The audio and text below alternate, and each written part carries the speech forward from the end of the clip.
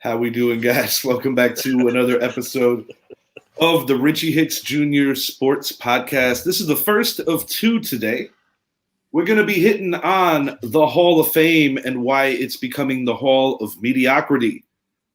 We've got my favorite head coach, as well as Idris's, Mr. Brian Daboll, up for head coach of the year. We're going to talk about his candidacy, and we're going to debate on that with Zappy. See who Zappy thinks should be the coach of the year. We're going to speak on LeBron's recent comments regarding his eldest son, Bronny, and his immediate college future. If time permits, we're going to hit on what some of the eliminated teams from the NFL playoffs need. And in our second round, after a 10-minute break, we are going to preview the conference championship games. With me today, my guys, Mike Zappy, Idris Salam. How you doing, boys? Let her ride, man. Let's go. Talk Let's about go. the Hall of Shame. Yeah, we're starting it in Cooperstown, man. I wanted to do this yesterday, but maybe it's best that I waited a day. Rolling into the Hall, why Scott Rowland's induction is an insult to the fans and our intelligence. Zappy, you had the list that you briefly took a peek at. Fill in the viewers on some of the players that actually got overlooked for this guy. Well, of course, we're well aware of the Barry Bonds, the Roger Clemens, the Andy Pettit. Yep. But I look at guys like Manny Ramirez, Omar Vizquel, two guys that were very instrumental during that 90s run for the Indians. Yes. You know, two guys that, when we talk about longevity, they fit the picture. Yes. And it's just not saying that Scott Rowland didn't deserve to get in, because I do believe eventually he should have got in. I just think it was too soon for him to get in ahead of other names that were bypassed. Don Mattingly played 4 less seasons, and has more hits than Scott Rowland. Where's Scott Rowland's MVP award? Where's his 9 Gold Gloves? He does have 8, but he doesn't have 9 like Donnie. Does he have a major league record? Don Mattingly does. Nope. And Mattingly has a better mustache. Only one time ranked in the top 10 with kind of MVP. One time. That's the other thing, too. And this is not just like going to be a Don Mattingly sob, but I do want to say this. Guy like Don Mattingly, I'm a Yankee fan, of course, but the reason I'm so irritated that this guy is not in the Hall is because for about 4 years of his 13-year career, he was literally the best player in baseball. Right. Can Scott Rowland say that ever? No, there's a lot of guys that make the Hall that can't say that. I mean, you ask yourself, was Scott Rowland the best player on his team? No. Exactly. That's the point right there. No. It has become, this is my thing. I went on a rant about a year ago. The Hall of Fame has become such a joke on so many different levels. The delay of inducting Negro League players, that was ridiculous from jump. You make money on the Field of Dreams game, but still don't induct the guy who the movie's about. Pete Rose. Yes, he's a douchebag. I know he is. But he's my kind of douchebag. Put that man in before he dies. He's 80 years old, man. He had nobody has more hits than him, unless if Ichiro Suzuki, if you included the Japanese and the American games. If Ichiro got here earlier, maybe he could have made a run at Rose. Maybe. Mm-hmm. But that is the greatest hits. How do I put this the right way? He had the most freaking hits, bottom line. Is he the best hitter? That's debatable. And with the intensity he played with. The guy played the game. Yes. They call him Charlie Hustle. He played the game. It's the coolest nickname of any baseball player ever. Played the game to win. Yeah, he played the game the way the game is supposed to be played. Yep. You know, it's that simple. But a lot of people don't want to show their children Pete Rose because they don't want to have to deal with the questions of, well, if he's so great, why isn't he in the Hall of Fame? And then having to break it down as to why one scandal that happened with him is preventing him from getting in. That happened years ago. There's so much worse stuff. Yeah, there really is. I'm hurt with the credibility. Listen, David Ortiz got in. Mm-hmm. He kind of had like immunity, I guess you could say, when he talked about the HGH usage in the past. It wasn't a banned substance. But guess what, guys? When Andy Pettit used it, it wasn't a banned substance either. Right. I'm sure that he was friends with Roger Clemens does him great wonders, you know? Yeah. Roger Clemens, yeah, he's an asshole. Big time asshole. I'll be the first to admit it. But that man is one of the greatest pitchers to ever get on a mound. You know something? Before the drug use, his career at Boston alone was Hall of Fame worthy. You can forget about anything he did in Toronto with the Yankees, with the Astros, or anybody else. Go ahead, Idris. I'm sorry. Yeah, no, you good. And like we talked off air about Lou Gehrig. Yeah. Racist, but the man played the game. Barry Bonds. Lou Gehrig had problems with alcohol.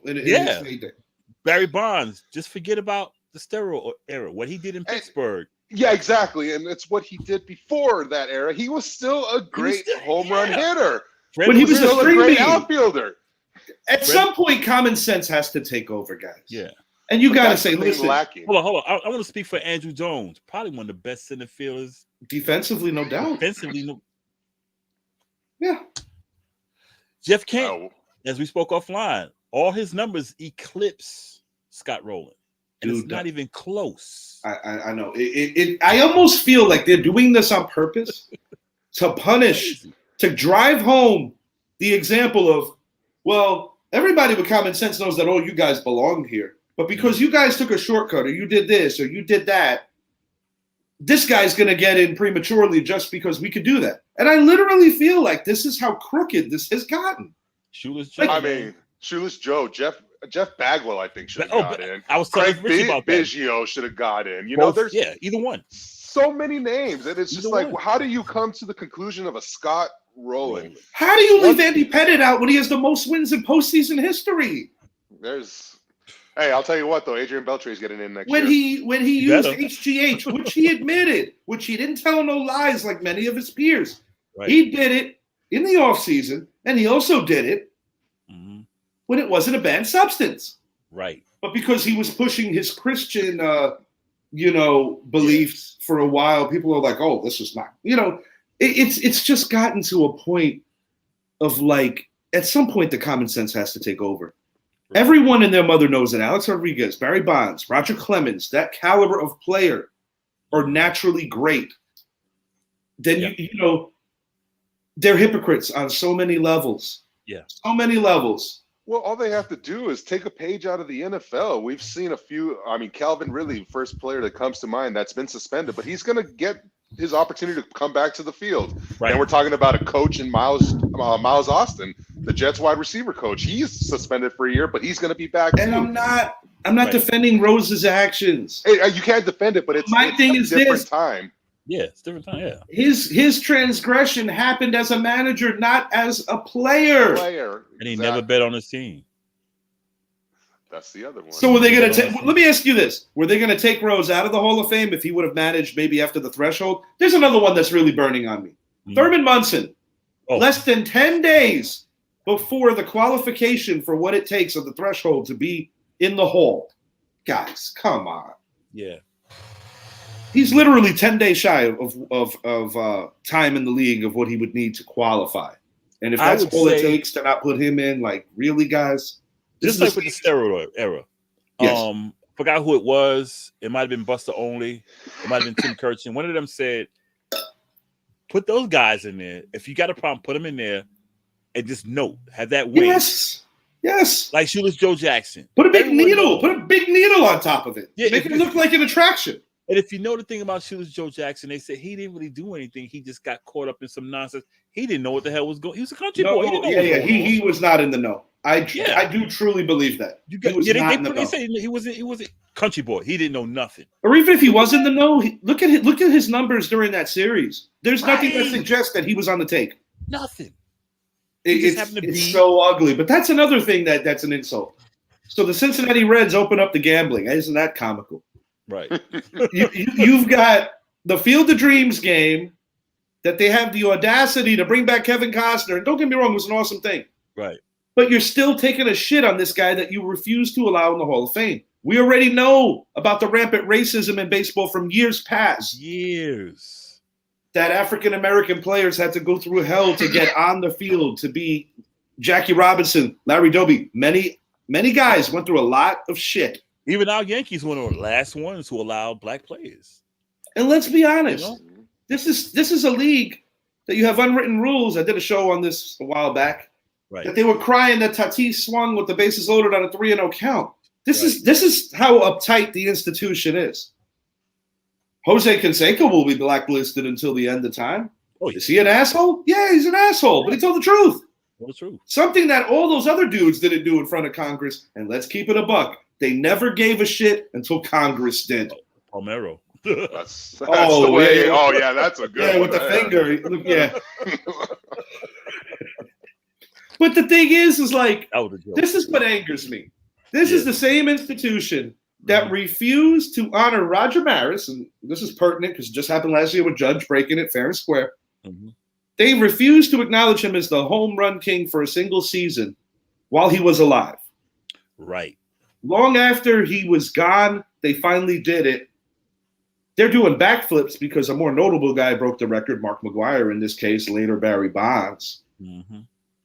Major League Baseball knew all about this. They only cared when Congress did. And there were benefits to this. It brought fans back, the home run race. You know, the strike in 94 almost killed baseball forever. You know, they had an asterisk on Roger Maris' 61. Yes. Because it took him more games than the Babe. They don't consider travel. They don't consider more teams. Right. They don't consider that half the week you're picking up Mickey Mantle off of the floor or out of a whorehouse. That doesn't count. Wait until he passed away to recognize him. Like, oh yeah, that made a whole lot of sense. You know? No, but I'm not dogging on nobody. It's just like this is the hypocrisy. Mickey Mantle was an American icon at the time. Roger Maris was a country boy that wasn't drafted by the Yankees that they didn't want to look at. They didn't want to have him there. Right. He was hated before they had a reason to hate him. Right. And you know, it is what it is, man. You know, I love it. If I was old enough to say I saw Mickey Mantle play, I'd probably say I love him to death. Yeah. But you know, you're talking about a career alcoholic, not exactly the best family man, but he was the face. Exactly. And then even post-career, you know, he gets that liver transplant to live one extra year. How many people did he chump? Right. Yeah. You know, and I'm a Yankee fan. I'm not trying to shit on somebody and talk ill. But it's like that's what Major League Baseball was celebrating. Right. And another thing too. Do we really think that guys weren't high back in that era? What like come on, man. Babe Ruth stayed drunk. But he got on the field and knocked the ball over the fence. Yeah, that's all that matters. That's it. Is that not all that matters? That's all I that matters. don't care if I'm at a game and I see the whole bench taking shots together for every time there's a hit. I do question if there was amphetamine. If I had to guess what they were doing back in the day, I would say maybe amphetamines. I could see that. Yeah. I'm sure they were doing a lot of and things. In the 60s, probably heroin or something like that. Yeah. Oh, yeah. But if you're hitting singles, doubles, triples, and knocking it over the fence, get high. But this is the joke of it. Even with the NFL, like when Vicodin used to be like, here, it was like eating a Tic Tac. Yeah. I mean, really, think about it. These players were doing all these things in their dugouts, but the MLB was still making money off of them. Less than a decade ago, the Boston Red Sox were the last team to give up the beer. Right. Oh, yeah. They was sitting right there. I thought it was like, excuse me. That was crazy, man. I thought it was like us playing in the Disney League back in the day. Oh, yeah. Hey, how come Brett and Richie always play half a game at third? Because they're on their fifth beer. That's why. Right. But you know what? I didn't even know that was going on until about 20 years ago. I did not know that was going on. Like, that was a big part. That was a big part of the baseball culture. Roy Campanella kept Phil Rizzuto out of the Hall of Fame for years. He hated him. He was a former Brooklyn Dodger. Yeah. I don't think it's a coincidence that once Campanella died, Rizzuto got inducted into the Hall. Yep. You know, and this is just a hypocrisy that has been going on forever. Baseball needs to be careful because people are getting tired. Mm-hmm. The game has already been to newer viewers. Some people already say, "Oh, the game's a little too slow. The game's a little too this. The game's a little too that." Hank Aaron passes away, and in that season, because of political posturing, they pulled the game out of Atlanta. Right. There has always been like, I don't know. It's too much, man. It's too much. It's always something. The best players need to be acknowledged in the place that the best players go. You got to get them first. This is starting to turn into the Wrestling Hall of Fame. You have to get those older guys in Where there Pete first. Rose actually got inducted.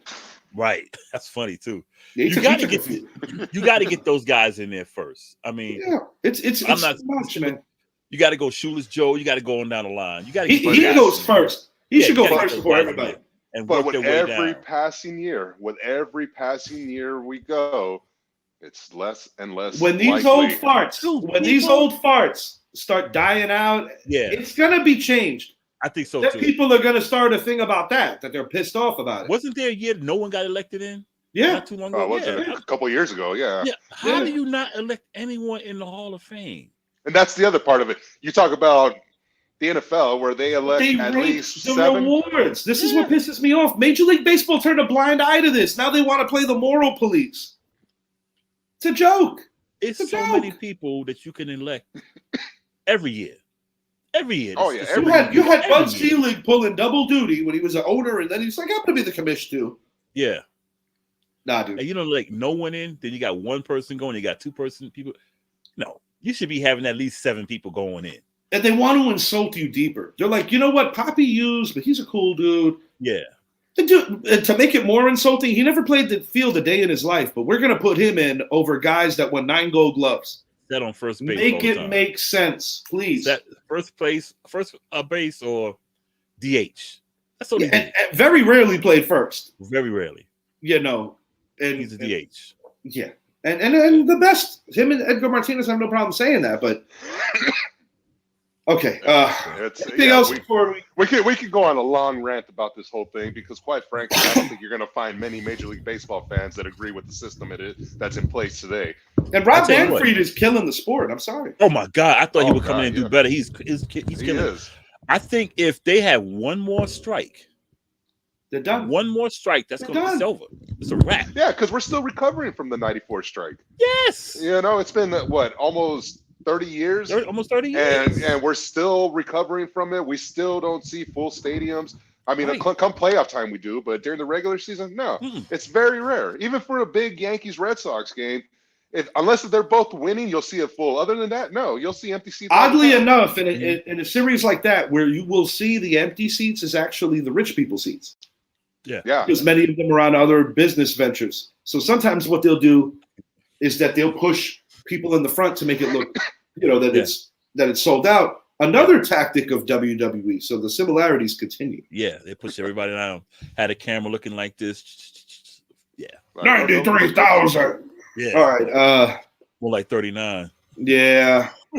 3,900. Look at Tampa Bay. Look at Oakland. 1,500. I think I figured the Yankees were there late in the year, and there were rats in the Yankees commentary box. It's There was crazy. more rats there than there were fans. Let's go to Tampa. 500 people, maybe. LeBron.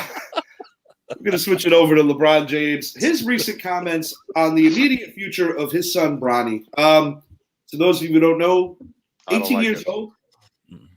Zappy, you want to I got a little winded getting angry there. You Look, want to all right. start this one? Start the Okay, fire, look. man. All right. Yes, LeBron, what he has done for the NBA, great. Arguably the greatest of this time. I still think it's Steph. We've talked about that before. Yeah. But, we but did. for you to come out and say, all I have to do is make a phone call, what have you done to for that university, or any university for that matter, to be able to say, oh, yeah, I have the boosters in my back pocket that I'm going to give them a call and say, hey, my It's son, a Bronny bad James. look. It's a horrible look. I mean, I bet the Mike Krzyzewskis, the Roy Williams, the Bill Selfs, the great coaches of NCAA basketball are looking at this and like, the hell you would, and I think that, and I think if there was maybe a university, just maybe, it would be Ohio State, because that's where he was going to go play ball at, if he played college ball. It kind of makes sense. But other than that, you can't tell me that you can simply pick up the phone call, considering that you have never donated a dime to any of these universities, and say, hey, my son Bronny James wants to come play for you. And then, if you throw the money now, it looks even more shady. And look, it does. And I'll be honest with you. I honestly believe the only reason why Bronny is an All-American is because of his name. Because I think there's other players out there that are more deserving. And I do watch high school basketball. I believe the kid could ultimately be an NBA talent, but I think in order for this to happen, it has to be the 4-year plan. I think he needs all 4 years. This is the thing. A lot of time to grow. LeBron can opt out of his current contract in 2024, which would be the rushed rate of wanting to get Bronny in the Hall. And I'll be honest with you, the more I hear about this, and this is the selfish part that I don't like, it sounds like this is LeBron's dream, not Bronny's. That's exactly what it is. Yeah, and the thing about it, I can't think of her name right offhand. But a couple of years ago, she paid all that money for her daughter to go to UCLA. The actress. Yeah, this sounds like the same thing. It's not the same thing. Wasn't it the girl from Full House? From Full House. I can't think of her name. Yeah, from Full House. Becky. And I'm like, you cannot go out in public and say, all I have to do is make a phone call. You can't. You cannot. Because right there, you are saying you got some inside shit going on. If LeBron is going to pick up the phone, he needs to call and ask for a trade. He's already got the Wizards lineup from 2020 on his team. What else does he need to do? Is he trying to get Bradley Beal? You guys know this guy? Who the hell is that? You know what? He's some Patriots fan that was a former Bills fan and back to a Bills fan. I feel like I know that name. I don't know. He used to work here, right? I heard that there's a petition starting. That's what I heard. Yeah. Something like that. But I don't like it. Me as an adult, as a father, I don't like it whatsoever. And even if I did go on to play collegiate football and I made a mark on the university, that's a big mark you have to make. I'll put it to you like this: pick up the phone. Yeah. The late great Kobe Bryant was a girl dad. Big time. And he had an academy for women's basketball that really opened it up for the growth of women's basketball, which I think is amazing. But this is the thing. His daughter, rest her soul, Gianna, was all that, then some, and was going to continue to carry on his great legacy on the women's side of things. Exactly. Fortunately, her life, as well as his, was cut way too short. But this is the type of thing where she had it. This is not debatable. She had it. She more than had it. Yeah, she had it. I'm not saying that Bronny, and I'm not saying that Bronny can't get there. I'm just saying that it feels like this is like LeBron wanting to push him straight into the NBA so he can have his little fantasy of playing with his kid. But it doesn't seem like it's advantageous for the kid. Let's be real. You're getting pushed into the league. That's a grown man's game. It is. There's not going to be a lot of friends. Because when you think about the guys that broke straight into the league and didn't go to college, you got the likes of Moses Malone, Kobe Bryant, Kevin Garnett. You're talking about generational, just phenomenal ball players. It's less than 10 players. Less than 10 players, right. While there's been that actually made it. While the number that of kind players of that got drafted, think about the Eddie Curry, the Kwame Brown. You know, there's the list goes on of NBA players that came out, but they came out because one, they had the size, two, they had the name, whatever it was. I could think about Michael Jordan. Correct me if I'm wrong. Did Darius Miles go college? Darius Miles, another one. Another one. Yep. And then there's players that came out too early that were overhyped, like a Stromile Swift. I was about to say Stromile Swift. Yep. There's just so much, and because like Richie said, it is a grown man game, and a lot of these guys, even though they go to college for 4 years, a Tyler Hansbrough, for example, a guy that was great in college, their game does not translate over to the NBA. He had the most punchable face in NBA history. He probably did. he was a goon, man. Yeah, he was a goon. Him and Eddie May. The thing about Bill Laimbeer and Danny Ferry, just guys you wanted to punch. Just wanted to punch. And I'm not trying to disrespect LeBron James, but it's like, dude, you're acting like one of those fathers who are out on the baseball field saying, softball field, you need to, he's big time with his son. Look, my son can do no wrong. You need to start him. You need to play him, blah, blah, blah, blah, blah. Because see what he's going to do? He's going to push that boy further and further in.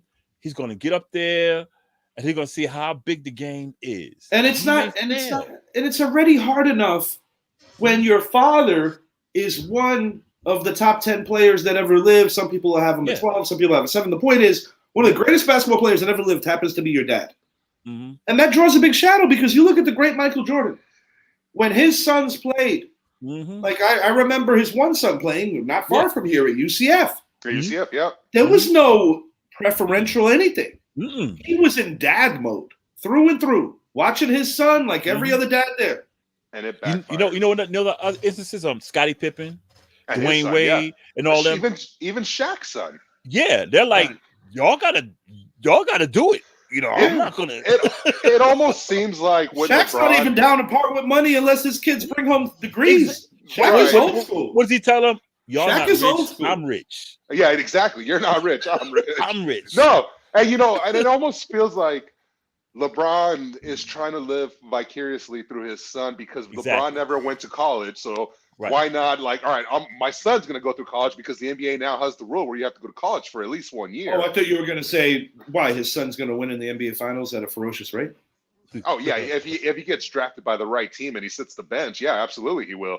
But no, he's just right now. I'm sorry, I watch his game and I see so many players that outplay him. Yeah, he's not bad. I'm not saying he's not going to make the league. It's the dunks. No, but he's going to make the league because of the name. That's the problem. Right. It is the problem in a lot of ways. Like a lot of people were crying. I mean, hell, even going back to the New York Giants, Eli Manning, #1 overall pick, he earned his keep. But right away, it certainly wasn't the best look with Archie, even, not going to San Diego. And, as you mentioned, Manning, that is the perfect example of fathers that should let their son create their own name and create their own road. Because think of Arch Manning. You have Cooper Manning, his father, who Cooper, a lot of people think would have been better than both Peyton and Eli. Yeah. Yes. But, Cooper's not butting in and saying, no, you need to go to either Ole Miss or you need to go to Tennessee. He's leaving the SEC altogether and coming to the Big 12 because he wants. I mean, there's a video of Arch when he's 8 years old saying, "I'm going to play football for UT." It's things like that. I respect fathers like that will let their child build their own brand. Shout out to Pinto Rage. This is my friend Omar. He was the one who actually gave me this idea because he just tagged the show a couple of hours before we went on. So I'm glad that we got to talk about this topic. So shout out to Omar. Appreciate that. Yeah, dude, it's not a good look through and through. And going back to the Eli thing momentarily, if my father was here, he would literally say that the thing he loved about Peyton is that Peyton made his own way by going to Tennessee. Yep. Bottom line, because my old man did not like Eli when he first came out. He learned to respect him, and over time, my dad actually did like Eli. But initially, a lot of people were not pleased. I wasn't too cool with him. Nah, man. I wasn't too cool with him. So, Believe me, fans, you learn to love him. I think LeBron is pushing him too much because, I mean, he's talking about Oregon. Okay, Oregon's good. That was the paper that actually broke this story. I think it was the Oregonian. Yeah, about going to go play for the Ducks. I mean, I don't know, man. I just think it's a bad look. Here's another reason why I think it's a bad look. And there's one video that comes to mind of Bronny James. And it was, I want to say maybe 6 months ago, maybe less, where Bronny James is out and about and some young individual comes up and asks for a picture with him, acting like he already made it. Bronny looks at her and just like, no. Like, you haven't made it yet. Like, be humble. Be humble that, that at least you're getting looked at. That right now, you need to build your little, I'd have been like, yo, here you go. Oh, absolutely. You have, that this generation, especially his generation, is the generation you want following you and being, like, oh, let me get a photo. Absolutely. Hey, tag me on it. That type of stuff. Yeah. And it's just, and there was another one where they were asking him, hey, Twitter, this and that. And he's just like, no, like, is it really that hard to go on Twitter and say, all right, cool, get that check? It's it already looks like this is not going to be not going to end up a person that's going to be liked coming in, part because of the limited bit of like the personality that we've seen on the bigger scale, and part of it because of what LeBron's actually creating, which I think is going to be detrimental. We'll see how it plays. Yeah. So we were talking about Eli. We'll talk about the guy who replaced him and his coach, Brian Daboll, head coach of the year candidacy. Our thoughts. And this doesn't have to just be about Brian Daboll. We can talk about the other candidates. I believe it's Kyle Shanahan and Doug Peterson, correct? Yes, sir. All right. Well, you know who has my vote. Short and sweet. I think Brian Daboll did it with a skin and bones roster. Mm-hmm. You know, he didn't have any cap space for the most part. They had to make tough decisions, getting rid of tenured vets like Logan Ryan, guys like James Bradbury, guys like Blake Martinez. Not very popular moves with the fan base initially going in. You had Saquon, who was up for actually comeback player of the year. But this was coming into the year questioning if he still had anything left. Was he truly going to be remembered as a one-hit wonder? Daniel Jones, you know, for the most part, an enigma going into this year. Nobody knew what to expect. Nobody knew if this kid was curable in terms of just honing in and being a better ball player. You know, 10 wins, playoffs included, second round appearance. They got their doors blown off by an elite team. But I got to say that when I think about the lack of talent, the first-year head coach aspect of it, it's hard for me to not see him as the winner. I agree. And it's not a homer thing, because I think Doug Peterson is real close, because him and Daboll took over dumpster fires. Indeed. I mean, both of them did. I mean, both franchises just. And Doug Peterson, he changed everything about that franchise. Everything about it. Same with Daboll. He came in and changed everything about New York Giants fans. You know how we were losing it this year, because we couldn't believe we were 1-0, 2-0, 3-1, 4-1. We couldn't believe it. 6-1. What? The reason I give it to Daboll is because of the reason you said. He worked basically with just a piece of paper in.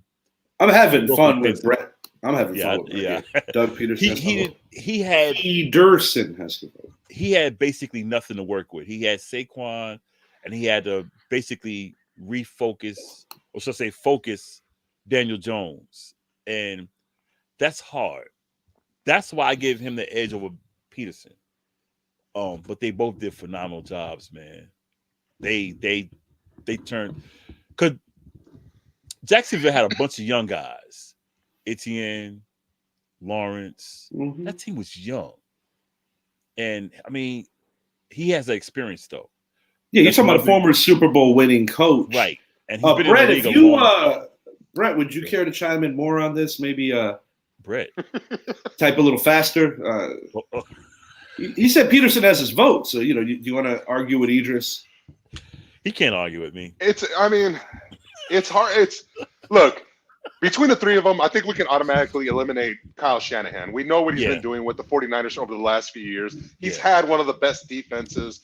Mm-hmm. That team went and acquired a Christian McCaffrey that only made them better. Right. But then when we break it down between the Jaguars and the Giants before the season began, the big difference was the Jaguars had the salary cap room to go out there and sign an Evan Engram, Christian Kirk, and all the other names they signed. While, like you said, the Giants had to fill in with a bunch of guys off the street. And we still beat them. And we still beat them. And he still beat them. We were there. But it's nothing to take away from Trevor and Travis, because honestly, Trevor, I believe, is a year behind schedule just simply because of what Urban Meyer did to his growth. Yeah. And Doug Peterson has definitely expedited it, because I mean, let's get it straight. Next year, I think this Jaguars team is going to be a very exciting team to watch. They're going to be really good, and especially if they add D-Hop, because they already got Ridley coming in. Man, but Peterson acquired a team that was on the verge, ready to go. You have the number one pick in the draft, a first-round running back, a good receiving core, a pretty good offensive line, need a couple pieces here and there, a defense that is built around Josh Allen. They've got a real young, good defense. So, and then when you look at Brian Daboll, again, you guys had to go pick up some guys. You brought back Landon Collins. You bring back a Jalen Smith, guys that were forgotten about. You go add a couple of linemen through the draft.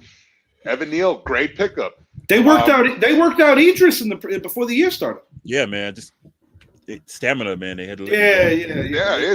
It's hard not to go with Daboll on this one, and this is me removing any personal bias. They reached out after X-Men's ATV accident. Right.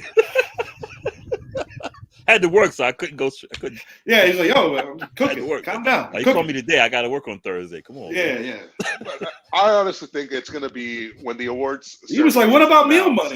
money? That ain't the deal. What about meal money?" Eat free at work. So I mean, yeah.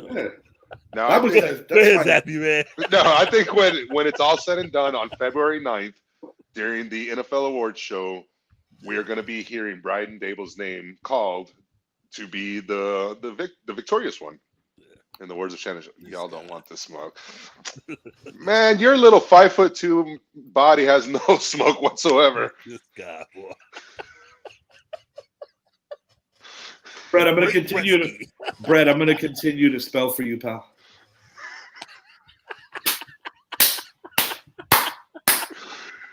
Oh, Yeah, I man. agree. Time out. I got to address Brett just 1 second, Jeff. Go ahead, man.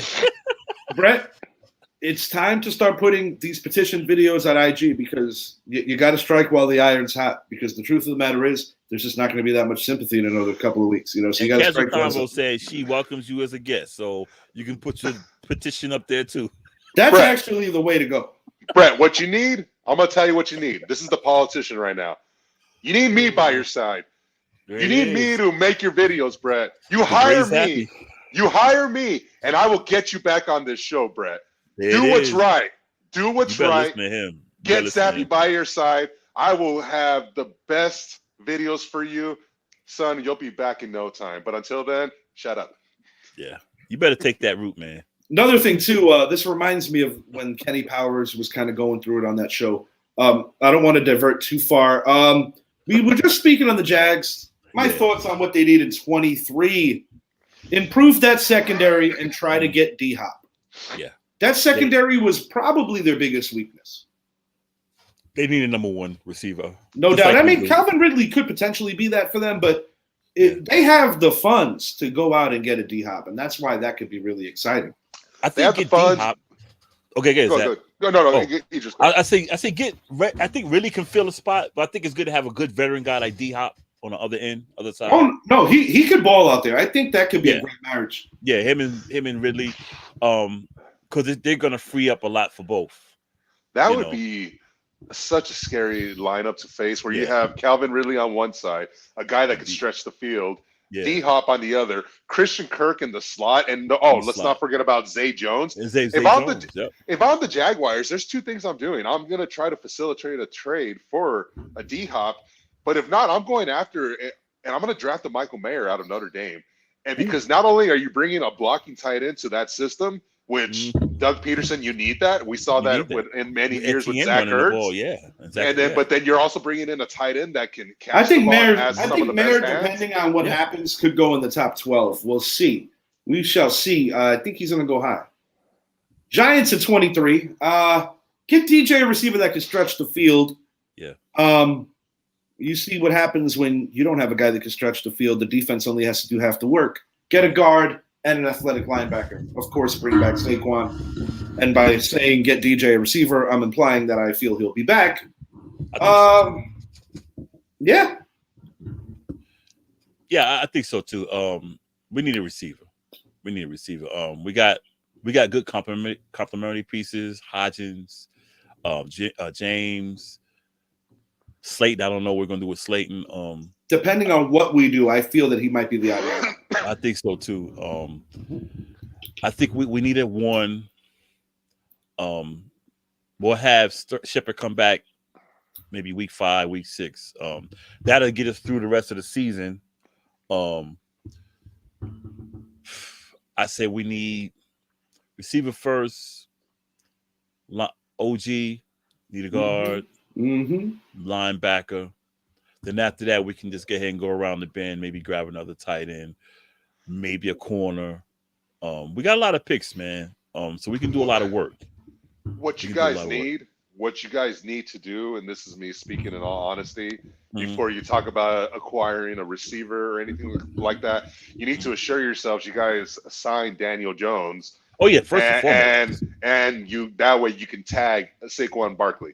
Because let me tell you right now, while I don't think he's going to leave the Giants, if you leave that opportunity open and Daniel Jones is not re-signed, he's going to receive that tag. And Saquon's going to hit that market, and a team like the Eagles will come calling, especially since Miles Sanders is a free agent this year. The Eagles do not have that much cap space. That's what Oh man, we're talking about Howie Roseman, and we've been saying that for years, and yet he always works his way around the cap.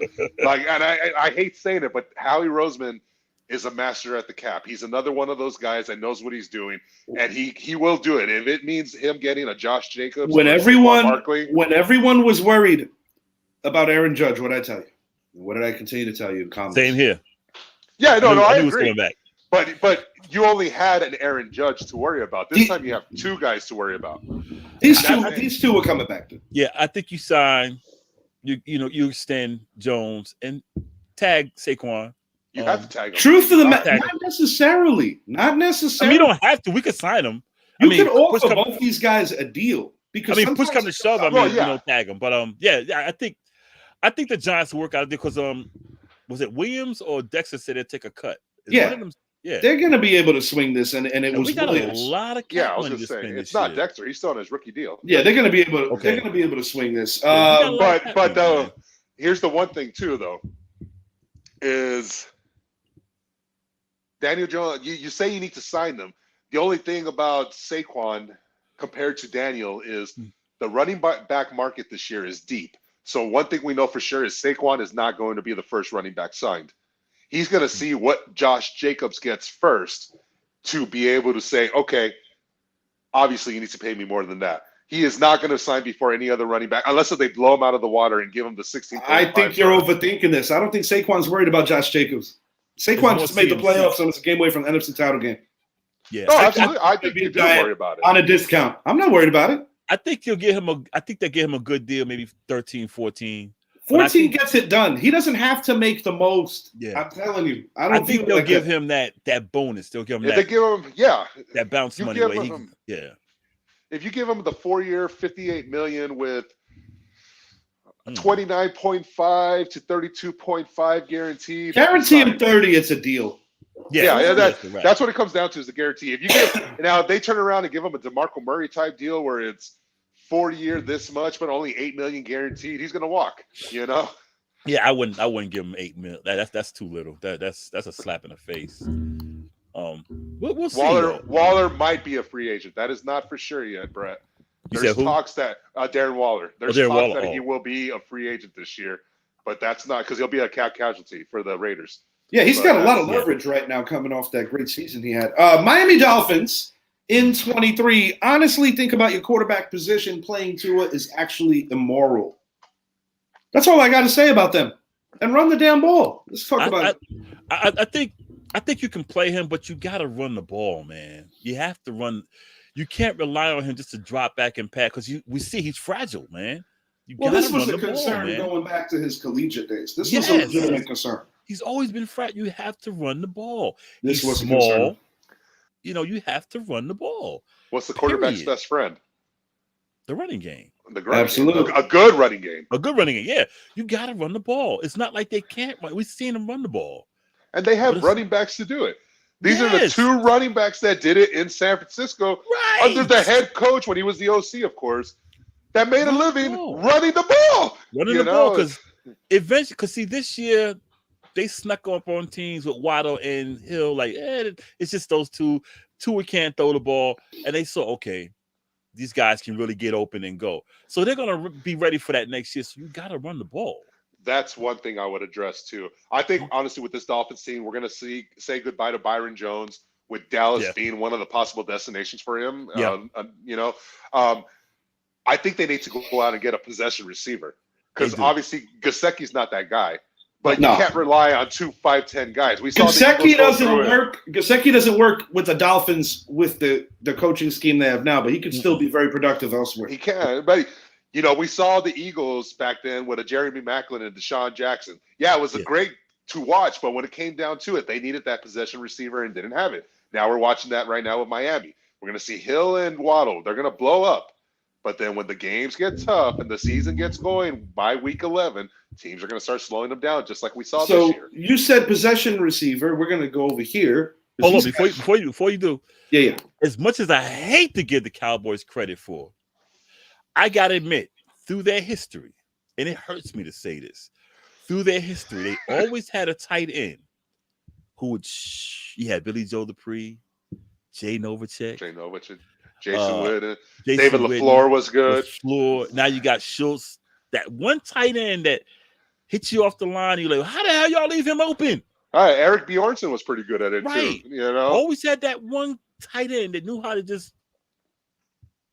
And see, that's what Miami needs to do. Okay, Richie. Yeah. No, you're good. You're good. No, you're talking about possession receiver. I just hate to. You guys let Cooper out. You guys got rid of Cooper. Try to get D-Hop. This is another team that I think actually could realistically bring in D-Hop. Also think about your next quarterback. Maybe a next coach. All right, so next coach, I don't think it's going to happen this year. Everyone talks about Sean Payton, but Sean Payton, Mike McCarthy, they're the head coach should be the guy that's already in the building. It should be Dan Quinn. It should be Dan Quinn, but unfortunately, I think you'll lose. I just can't see Dan Quinn going through another coaching cycle, and him not leaving, unless if Jerry is forking him up some serious cash, which is one reason why I think we kept him last year. As far as Dallas with receivers go, that's one of Brett's favorites, Jerry Jones.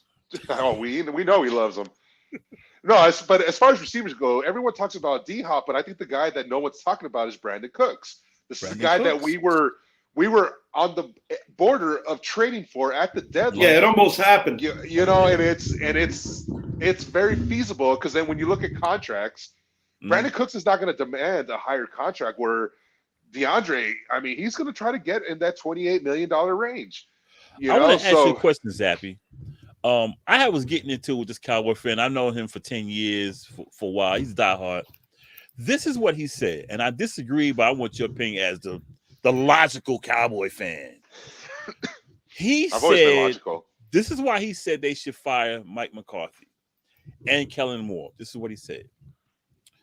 Because they have Dak running an offense that only Hall of Fame players like Brett Favre, Aaron Rodgers, that only they can play. They can run. What I explained to him, I said, when Aaron Rodgers took over in Green Bay, he wasn't a Hall of Fame player. He learned the offense. He said it's too complicated for him to learn. I said, so what you're saying is Dak has a low IQ. No, it's just the offense is too hard to learn. I said, that's BS. Dak has been in the league 7 years. You're going to tell me he can't learn that offense, but every other quarterback can? I said, you just said Dak has the low IQ. No, he doesn't. No, it's just too hard for him to figure out. I said, you don't, because he doesn't feel. Kellen Moore's part of the problem. All right, so I'm going to say this much. Okay. I'm going to say this much. Mike McCarthy, here's something that a Cowboys coach hasn't done since the 90s. He's led us to 2 12-win seasons. You know, we got to the wild card last year. We had a very saddening loss to the 49ers, and we get there again this time to the divisional round where there was a lot of things that – there was a few plays that – I mean, there was a miss roughing the passer, the George Kittle play where he was ineligible. He should have never caught that ball. But he even admitted it after the game that he was an ineligible receiver, but the refs missed it because it's his number. Right. And, you know, you can talk about the interceptions. But here's one thing here. Brett Favre was not a Hall of Fame quarterback for Mike McCarthy. He was a Hall of Fame quarterback for Mike Holmgren. And Aaron Rodgers, yes, he has developed himself to be a great quarterback. But that year they won the Super Bowl, it wasn't Aaron. It was that defense. You know, and yes, Mike McCarthy's offense is a very complicated offense, but you also have to have the pieces in there. This is a Dallas Cowboys team that started the year off with a couple of no-names playing wide receiver. And, you know, what did they do? Well, for one, they resurrected T.Y. Hilton's career where he's going to probably get a 2-year deal this offseason for probably $12.5, $13 million. You know, they helped him out. And you talk about the receiving corps. Not only did they lose Amari Cooper, but they lost Cedric Wilson, a guy that was very instrumental in Dak. He was coming up 4,500. Yeah, he was, and he goes to Miami. He wasn't even used. He was coming up. So no, it's, you know, I think the problem lies with Kellen Moore. He always seems to outcoach himself. Right. You know that's the problem. You need to bring in another offensive coordinator, or McCarthy needs to take over play calling altogether because he's a very good play caller. Defensively, you do anything you can to keep Dan Quinn. If they can acquire a Brandon Cooks or DeAndre Hopkins, you're on the right route. I saw something the other day where they were talking about Dallas going out there and acquiring a Devontae Adams. I think that'd be a very interesting one because you can team up Devontae and CeeDee Lamb. That would be one of the scariest receiving corps to have to deal with. Ooh, I don't see that happening. They got to give up a lot to get. They'd have to give up the farm. Yeah, and I don't see that happening because the Raiders just gave up the farm to get Devontae. To get him. So no, that's not happening. The more realistic ones are DeAndre Hopkins and Brandon Cooks. Now, but one thing we know about Dallas is they value their draft picks, especially that first round pick. And to get a Brandon Cooks, it's not going to cost you a first. But to get a D-Hop, it's going to cost you a first this year and probably a second next year. So there's a lot. And then on the defensive side of the ball, they need to get a cornerback too. Whether it's via the draft, that they can land a guy like a Joey Porter Jr., or if they can go get reunited with a Byron Jones. They need another corner. We needed another linebacker outside of Micah Parsons, not named LVE, but I want them to bring back LVE. And they need a one gap. We have been needing a one gap for a long time. And then we bring in a guy like Jonathan Hankins, who is at the tail end of his career. He did good, but you need that run stuffing defensive tackle that can plug the hole and take up two blockers at once to free up a Michael Parsons. Or who's to say that on a Band-Aid? Who's to say that on a Band-Aid or on a short deal you don't steal one of those dinosaurs from the Eagles? And you never know. And I mean, Anthony Barr did a very good job of filling in this year. We've been doing that Band-Aid thing with linebackers for a while now, and I wouldn't be surprised if it happens again, unless if a certain linebacker drops to Dallas in the first round and they just go out and swoop them up. Dallas is not done, but I will say this about Dallas. You say a future quarterback, that third round makes the most sense to go after a Hendon Hooker out of Tennessee, a guy that is obviously coming off of a torn ACL, and because of that reason, he's not going to be a first-round pick or a second-round pick anymore. Right. So if they could sneak away with a Hendon Hooker in the third round, not only are you saving yourself in the event that Dak does not take this team anywhere this upcoming season, because quite frankly, Dak has 1 year left. After this season, they could break away from him because there is no more guarantees on his contract. So, because I was explaining to him, I like when Kellen Moore took over, call him the OC. I told him, I said, dude, because I got Kellen Moore's jersey from when he was at Boise State. Because I used to love Boise State. When I was in Washington, I used to love that blue field. And I said, look, the offense they ran in Boise State, he's gonna run down in there. Nah, no, he's not. No, he's not. Okay. I said, what? And that's what he did. That's what he did. I want to see Kellen Moore back at the collegiate level. I think he could be the next great coach, especially on the West Coast. Right. Especially on the West Coast where his system fits so much better. It's not going to fit in the SEC. And quite frankly, I don't think it's going to fit with the Carolina Panthers. No. I think he needs to go to the collegiate level and develop himself. You know, Boise State lost Chris Peterson. So why not go out to Boise and bring back, do it again? You know, this is a guy that played with him. There's so much stuff. So, yeah, I think Kellen Moore's he's gonna take that shot at head coaching. Don't get me wrong, but I think he's gonna find his calling in college eventually. I was surprised he was made OC, considering he had just finished playing a year or two before. The kid's smart. Finished. He's smart as hell. Very smart. He's smart as hell. Yeah, he was always there when he was with the Lions. I mean, every coach he's had has always spoken very highly of the guy. I wanted him to succeed in Detroit because I was a fan of him. I did too. I loved him. But yeah, as far as Dallas, there's certain things. This is not a rebuild year. This is the last year. This is what it is. This is it. Obviously, you have your cornerstones with CeeDee Lamb, Micah Parsons, Trayvon Diggs to build around. If they can get Pollard back, great.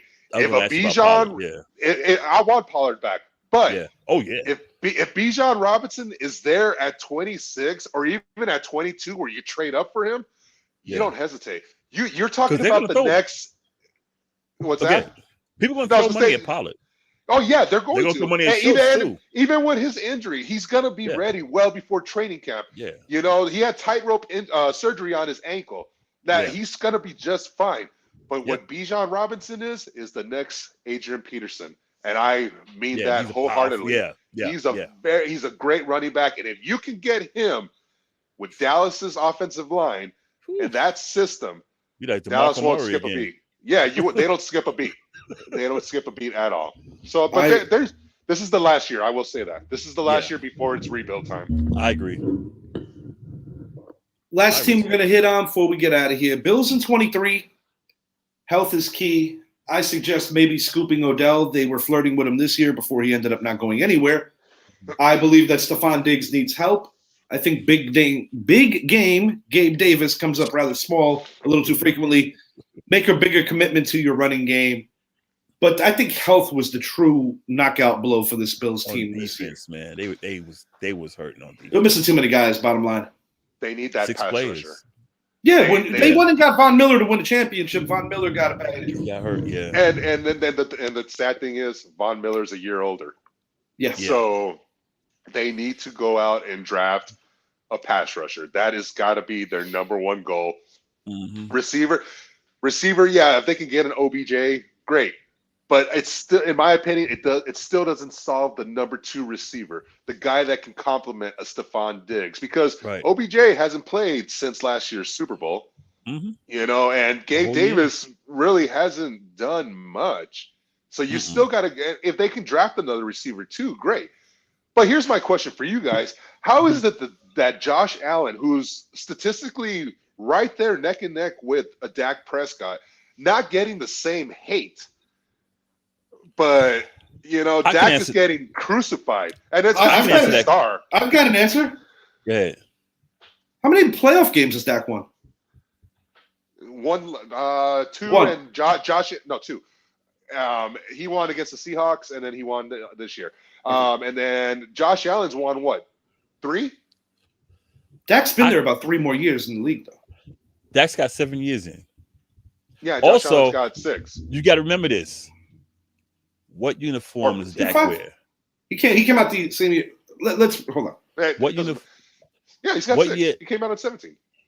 What uniform does Dak wear? Yeah, I know. That's what it's the start. That's one. That's another reason. Yeah. Also, if you look at what's been put around Dak, I'm gonna put it like this. It's what Dak. What did Dak walk into? For better or for worse, Josh Allen has completely carried his team for multiple seasons. Dak Prescott has never truly done that. And when he has had those numbers, it was because they were playing from behind and it wasn't comprehensive good football. When Zeke was hurt a few years ago, he missed a lot of games. The year that Dak had that horrible injury against the Giants, I will say that that's the best football I ever saw Dak Prescott play. But at the same time, I still feel that it was an imbalance in terms of what the Cowboys needed to do to be successful. Well, but to answer your question, if you go man for man on the roster, who has a better roster? Who has a better roster? Between Dallas. Buffalo and Dallas? Yeah. Oh, man, I don't know. That's on offense? On offense, okay. On offense, we'll go by. I'm okay with leaning towards the Cowboys on this. Yeah, because, you got Diggs. And you got Lamb. Those cancel each other out. Right. Okay, now, up until this year, you had Amari Cooper. You had Michael Gallup. You had Dalton Schultz. You had Pollard last year, and you had Zeke. You had a good offensive line. Not great, because, they had an injury on that line. But now, go with Buffalo and say, other than Diggs, Cole Beasley, who did they have last year on that? Can you name anyone on the offensive line that was last year? It was Jamison Crowder towards the end of the year, and this year it was a combination of Isaiah McKenzie, Jamison Crowder. Neither one of them really impressed. That's why they went and got Cole Beasley. Okay, and we know about the defensive injuries, but when healthy, I still think Dallas. They have a better defense. But the one thing I'll say about Dak with the 2020 season, you have to remember that was one of the worst defenses in NFL history. This is the last thing I'm going to say because we are coming up to the end of our show. Yeah. But remember, that was one of the historically worst defenses. Where if they had this year's defense with that offense, they would. I mean, who knows? 13-3. I still say Romo was better because Romo had what Dak had. Romo would have won him. My bottom line with the comparison here. And why one guy's getting crucified, the other isn't. I like Romo. Don't worry. With Joe Burrow's growing success, they're going to be coming for Allen soon enough. But I believe that Josh Allen has consistently carried his team and has actually done too much. And I think that's actually been part of the problem for Buffalo. I actually believe that they've asked too much of him, similar to what the Chiefs did with Mahomes. The Chiefs are a little more balanced this year. Speaking of the Chiefs, we are going to be hitting on the conference championship games We will be back, figure in about 10 minutes or so. Going to take a quick little break, and we will be back on a separate video for the conference championships. We'll be back shortly. Go Bengals. Doesn't Yes. matter. Go Bengals. Just doesn't matter.